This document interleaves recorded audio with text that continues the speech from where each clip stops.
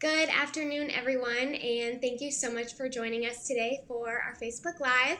My name is Gabby, and I am here with Dr. Osman, who is a pediatric neurologist and pediatric epileptologist at Boys Town National Research Hospital.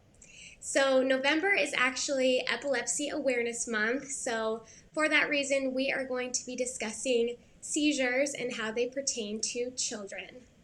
So if you are tuning in live, please make sure you like this video and share it with other parents because information about seizures is something that every parent should know about, and we really want to get the word out about this topic during Epilepsy Awareness Month. So we're going to go through several discussion questions relating to seizures in children, and if you have any questions yourself as you're watching live, please feel free to leave them in the comment section of this video and we can go ahead and get them answered at the end. So without further ado, Dr. Osman, how are you doing today? I'm good, Gabby. Thank you so much. Thank you for having me. I'm doing great. Thank you. Yes, we are so happy to have you on. If you want to start by go ahead and just introducing yourself to our audience. I know you are a newer physician at Boys Town. Talk a little bit about your background and your role with Boys Town Hospital. Perfect. Yeah. So I'm Mohaned Osman. I'm a pediatric neurologist and epileptologist at Boys Town. I joined Boys Town in July of this year. So a little bit more about myself and about my role. I did my regular pediatrics training. I did a whole pediatric residency, and I got board certified in pediatrics. And then I did further training in neurology. And following that, I did a little bit of extra training, and that's sort of like my subspecialty within neurology in epilepsy. So the biggest thing which I sort of like specialize in is reading EEGs and reading brain waves and managing kids who sort of have a slightly harder to control seizures and harder to control epilepsies. Another big thing that we also that I also specialize in and got extra training in is sort of like trying to find out which patients are eligible for epilepsy surgery and doing the further monitoring that would make them good candidates for surgical procedures. And that's happened typically with like in coordination with the neurosurgeons. But this is another area that I also specialize in and got extra training in. So at Boys Town, I run an epilepsy clinic where I would see patients with hard to control seizures. Together with I co-run an epilepsy monitoring unit. It's currently a 4-bed EMU, and we are expanding into a 6-bed EMU. There's another colleague of mine that will also be starting soon. She just joined us, but she's still getting through the credentialing process to start.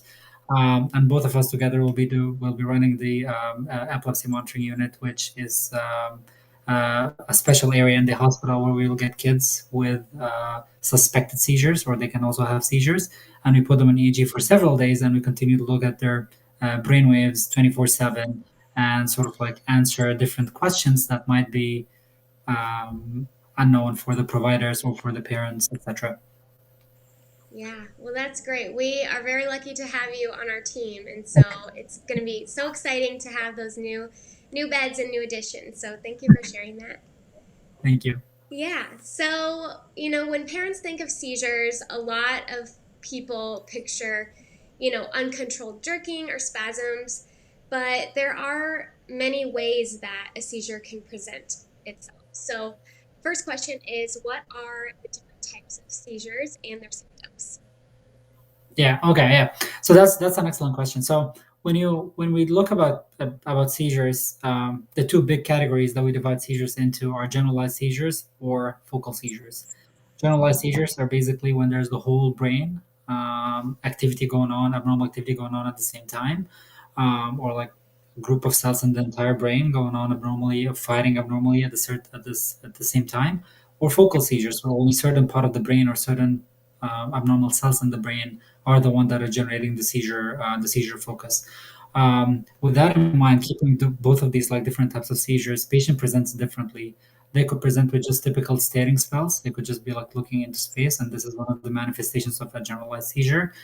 They could have the classic thing that we all like know about, which is the whole body shaking, whole body convulsion. There's another form of generalized seizure. They can also have just like brief sort of like jerking in one part of the body, in the arms, in the legs, and these could also be seizures. Sometimes seizures can also present by just like drop attacks where they would just like fall to the ground. These are called atonic seizures. All of these are manifestations that we could see in generalized epilepsy or generalized seizures. Focal seizures, they tend to be divided a little bit differently. They tend to be divided into either with preserved awareness or with impaired awareness. With preserved awareness, they can be pretty brief. For example, someone can be smelling, or a patient could be smelling abnormal smelling, for instance, or abnormal bad odor, or feeling a deja vu or nausea. They have totally intact awareness and they're totally like conversing with you, yet they still have these symptoms. So these are like focal seizures with intact awareness. And sometimes with these manifestations, they lose track of time, or they can get one part of the body jerking and they lose track of time. And these could be focal seizures with impaired awareness. Really differentiating the different kinds of seizures that the patients have is important for further monitoring or further classification of the seizure type to determine what medicine might suit the patient, because some medicines work better for focal seizures and some medications work better for generalized seizures. So sort of this differentiation is important. And it's also important when you talk about intractable seizures, which are seizures that are hard to control, because some procedures patients with focal seizures can be eligible to, and some procedures patients with generalized seizures could be eligible to. So sort of like this differentiation is kind of like important from that standpoint as well. Yes, lots of information there that, yeah, we can unpack further in this interview, but I appreciate you running through that. So, no matter what the type of seizure is, what is your advice for parents? What should they do if they suspect that their child has a seizure? Yeah, so if they suspect that the child is having like intermittent seizures or episodes concerning for seizure, then I would advise the first thing is to reach out to their healthcare provider to refer them to a neurologist for further management and to further investigate these seizures. Investigation for seizures, they come in different forms. One of them is a typical, just the regular EEG that we get, or the routine EEG as we call it. It's just like a 30-minute study Okay. that we get. And sometimes we get longer ones. It depends from a patient to patient basis. Will we get like a shorter one versus we get a longer one. Typically, we start with a short one first, and then we take it from there depending on what the short one shows.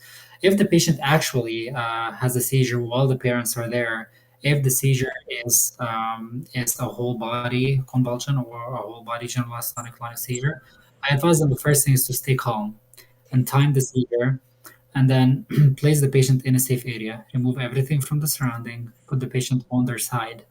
Do not stick anything in the mouth. This is some false conception about putting things in the mouth to avoid the patient like biting their tongue or like Mm-hmm. swallowing their tongue. Put them on the side and just make sure their air is patent and they're able to breathe. You can place something soft like their jacket or like a soft pillow underneath their head, and just time the seizure and wait until the seizure ends. Stay with them until the seizure is over, until they go back and until they're at least like the seizure stops and they go back to their normal level of consciousness. Typically, seizures last less than 5 minutes, but sometimes the seizure can be more prolonged, more than 5 minutes, and that would be indicated to activate 911 immediately. So this is one of the several indicators to activate 911 when if patient has seizure. If this was a first time seizure, if the seizure lasts more than 5 minutes, if you can see a visible injury from that event, if there were multiple seizures occurring back to back, or the patient has like a generalized condition like a heart problem or like diabetes, or the patient is pregnant, then these are all indicators to activate 911. My big advice for the parents, if you feel uncomfortable, if something is unusual, activate 911 and be on the safe side. Yeah. Yeah, and I know when we run through these scenarios, especially for parents watching, it can be definitely scary to think about this happening. And, Dr. Osman said to stay calm, and you might be thinking to yourself, there's no way that I could stay calm. But remember, this is why we do these presentations, is to hopefully help parents out in advance in case this happens.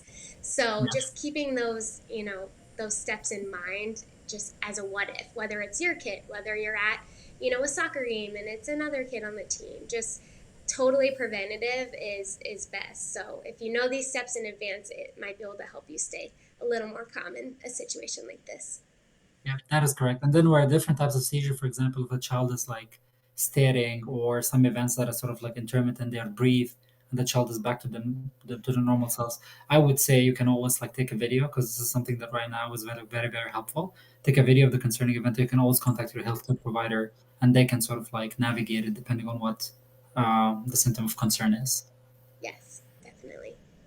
So the next question is kind of going into family background. So are there any risk factors or genetic components when it comes to seizures? Yes, absolutely. So there are different real risk factors for kids having seizures. One of the biggest factors is actually genetics. And right now, in this era, there's a lot of work and there's a lot of research going on into genetic epilepsies and the role that genetic inheritance plays in developing seizures. So it forms a very, very big component right now with what we know. Every single day, we're discovering new genes which can predispose kids to seizures. But other causes other than genetic, just as a part of the risk factor for causing seizures, age is actually one of the risk factors. The younger the child or early childhood is actually a risk factor for seizures, and late ages are risk factors, like above 60. Obviously, seizures can happen at any age, but usually younger or older, they tend to have a little bit more high risk to develop seizures.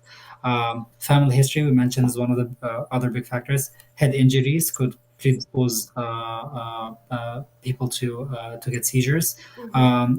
There's an underlying, let's say, like a brain infection, for instance. This can also be like a cause for triggering seizures or lowering the seizure threshold. Typically, in children, usually age like 2 to 6, there's the entity called febrile seizures. This is where we tend to see it the most, where just like high fever by itself is a trigger for having seizures. The older you get, the more patients have dementia or patients have strokes. They are also susceptible to have seizures. So really, like several factors can play a role, and a lot of times it is just idiopathic. We just don't know why. We presume it could be a genetic cause, but we don't have a specific gene that we can attribute the epilepsy or the seizures to. But genetics play a big role, and we always have a high suspicion of a specific event of being seizure if we have reported family history on, let's say, the dad side or the mom side or the father or the Mm-hmm. mother or the siblings. They have seizures. We have a high suspicion and a low threshold to get these kids in to investigate them and to brainwaves. Mm-hmm. Yeah. So can a child just have one seizure in their lifetime, or do most have more than one? Yeah, so yes, they can have one seizure in a lifetime. Approximately 10% can have just one lifetime seizure. So this Okay. is not something, and that's why like after a single one-time seizure, we typically do not treat. But if there are like investigation points that there are more things predisposing this child to have seizures, like an abnormal EEG or Mm-hmm. an abnormal finding on the brain MRI, then at that point it might increase the suspicion that this kid will have more seizures, and that's when we would recommend actually medications. So one-time seizure is something that we see. Yes, a child can have only one-time seizure, and it's a one and done kind of thing.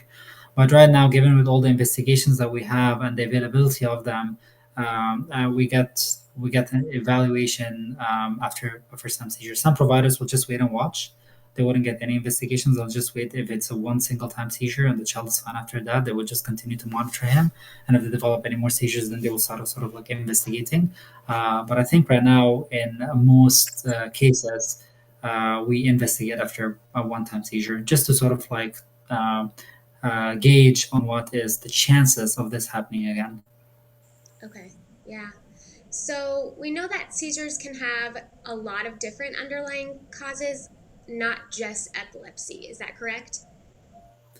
That is correct. So, epilepsy is just a term for increased seizures, and this is something which I always tell my patients about. So, well, when we say like epilepsy is sort of like just a description for a child having increased susceptibility for seizures. The cause of the epilepsy could be everything that I've mentioned earlier. These are all could be like causes for epilepsy. Thank you. Yeah. Sorry, my apartment maintenance just came in our Oh, no, apartment. please. That's the downside of Facebook Lives, I guess, is you can get That's any interruption. totally fine. Okay, so what are some of the other reasons that children might have a seizure besides from epilepsy? Yeah, so some of the stuff which I mentioned, like if there's an abnormal development in the brain as the brain is developing, this could be a focus. If like the cells are tangled as they develop and they fire abnormally, then that would be a cause. So this is like a developmental cause for that. If during the birth process some parts of the brain are deprived of oxygen, this could be a potential cause later down the line. And as I mentioned, like infections, structural lesions, brain tumors, vascular lesions, or strokes, and as they get older, dementias. All of these increase the chance of them developing epilepsy. Mm-hmm. Again, epilepsy is just two or more seizures, so like an increased susceptibility to have seizures. Yeah. And then the underlying culprit could be different things. Could be a genetic cause to have epilepsy. Could be a structural cause to have epilepsy. Um, so epilepsy in of itself is not a specific cause. It is just a symptom of a cause, and a lot of time we call it idiopathic just because we don't have an identifiable cause. We presume that this is probably genetic, but Mm. this day of an age, we don't have a specific, well, like one specific gene causing seizures. We have multiple of them, and a lot of time we send all the genetic panels and they come back normal, but it's still epilepsy, and there could be still a cause that we just didn't identify yet. Yeah. So, if a child has recurring seizures or epilepsy, how can parents best prepare, their teachers, their coaches, or their babysitters, or maybe other caregivers to be prepared in the event of a seizure occurring when the parent is there? That is an excellent that's an excellent question. So every single patient with epilepsy should have a seizure action plan. Okay, the seizure action plan basically summarizes everything that all the concerns that we have. So it goes in by defining the type of seizures that they have. What does the child present when he has a seizure? What to do when they have a seizure? With the medications listed? When to give the medicine? Like let's say after 30 seconds, after a minute, after 2 minutes. Typically, it's after 5 minutes. And when to activate 911. The seizure action plan is always with the child, and it's always given to the teachers at school. And the same thing with the coaches. This is one piece of it where we have it like on the file. Mm-hmm. Every have the action plan. Then another thing that is currently going on, but still not fully implemented in all 50 states, only 12 states has passed this legislation, which is seizure safe schools legislation. Luckily, Nebraska passed this law, so which means that it sort of like mandates that all the teachers they will get training in identifying seizures and the first aid for seizures in the event that the child has a seizure.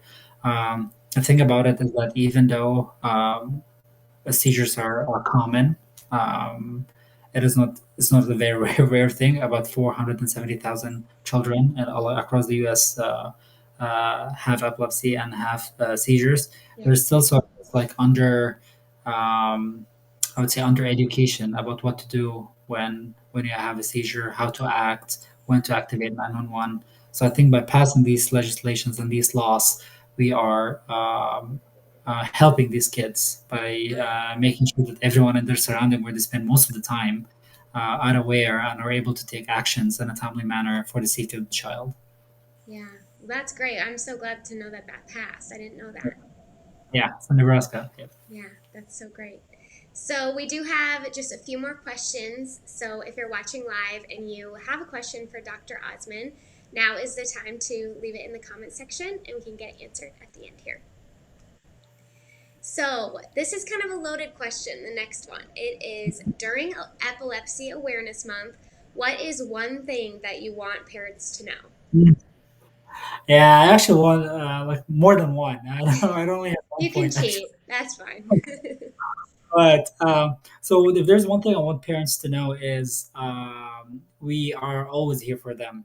Okay, we're always here for you, and we'll do our best to make sure that your child has a safe plan, and to make sure that to our best, we'll try to control your child's seizure. And even though it feels that you're alone out there and you're worried about what will happen down the line, I want to assure them that we're always there to help. We can always answer all these questions, and we are always available if your child needs us. There's a lot of promise, and there's a lot of hope for epilepsy. There's a lot of research going on, and we are learning more and more about the disease, and learning more and more about how to treat it. And if you go back 20 years from now, we didn't have that much availability of options for medications. We didn't have that much experience in epilepsy surgery. So right now, things are looking better, and down the line, things will even the futures will be more and more bright, and we'll be able to help kids more and more. And I try a lot during my visits with patients is to battle the stigma that some people have about epilepsy, and how there's a lot of limits and how they would see um, the future. Yeah. They worry about not being able to get appropriate education. These are legitimate concerns, but it's not as bad as some of them. Obviously, some cases would be like at the worst end of the spectrum, but a lot of times, people, even though their children are doing very well, they still have these worries. So I always try to reassure them that we'll try to get the seizures under control. We'll try to make your children uh, live happy, seizure free, and to achieve whatever they want in their life. Okay, it takes some effort, it takes some teamwork, but this is the goal. So that's what I always say, that there's always hope, and we always be positive, and we always look at the bright side. And most of the time, we're able to control the seizures, and kids go out there, and they're able to live their happy lives. So that's a big message I want to say. Always be positive, and we'll always hope for the best. That's awesome. Great answer to a hard question. So. Okay, so we have two more questions, and then I do see we did just get a comment with another question, so Catherine will answer that here in a couple minutes. So Boys Town recently opened the part-time seizure clinic, which is super exciting. So Dr. Osman, what about this new clinic makes Boys Town Pediatric Neurology different? So this clinic, the best thing about it is that how fast we can get to see the kids. Yeah. So typically, in a typical setting, once they have a first time seizure, they're managed by the PCP or the pediatrician for a while until they're able to get an availability with the neurologist that are usually like backed up in appointments. By us having this clinic, we sort of like reserve slots for kids with a first time seizure. So they're able to be seen immediately by neurologists without having to wait in line for like 6 months to be seen, if this clinic would not have existed. So this is something which is great. They're able to get EEGs as fast as possible, and they're able to get imaging of the brain as well as fast as possible. All are part of this clinic. So it sort of like streamlines the fast lane for Yeah. kids with a first time seizure, which is actually one of the most common things that we see in neurology is seizures. So this clinic saves a lot of time, and we assess children in a timely manner to put them on medicines if it's needed in a timely manner, so that they don't have to suffer the consequences of more seizures until they'll be able to be seen by someone. So it helps a lot, and it keeps them out of the ER as well, because they'll be able to you're seen in a quicker time, and then you're managed accordingly without having to wait and see kind of approach. Yeah, that's huge, and especially with the first time seizure, you don't want to wait to get in to Yeah. be seen. So Yeah. it's really an innovative concept that I think is very necessary in Omaha and beyond. So that's awesome. Yeah, parents are usually anxious. They usually have a lot of questions. They usually went online and Googled a lot of stuff that they want clarification about. So having all this answered early on by provider, it is very, very helpful. And they're not necessarily seen by epileptologists. They're seen by general neurologist. But this is something that we very, very commonly see. And most of the first-time seizure patients will not need an epileptologist specifically to see it in the first visit. The neurologist is more than sufficient because they're very well able to handle first time seizures.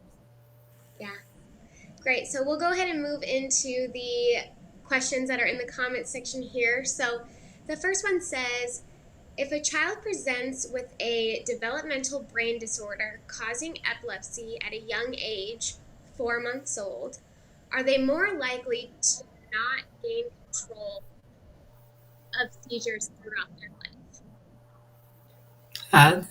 Sorry, what was the last part? They're not likely Are to. they more likely to not gain control of seizures throughout their life? Yeah, so so that's a good question. So when there's always so a few things. When the seizure starts early on, and there's always like a developmental issue or like a structural lesion in the brain predisposing them, a lot of times the seizures will be slightly harder to control. It is not totally absolute that this will be the fate, but sometimes it's harder. The thing about it is that if it's only a specific lesion in the brain that is the seizure focus, and seizures are harder to control, and at that time, depending on where the lesion is and what's the frequency of seizures, then these kids might be a candidate for epilepsy surgery to remove that specific focus. While medications might not work, some kids for surgery might work better for them.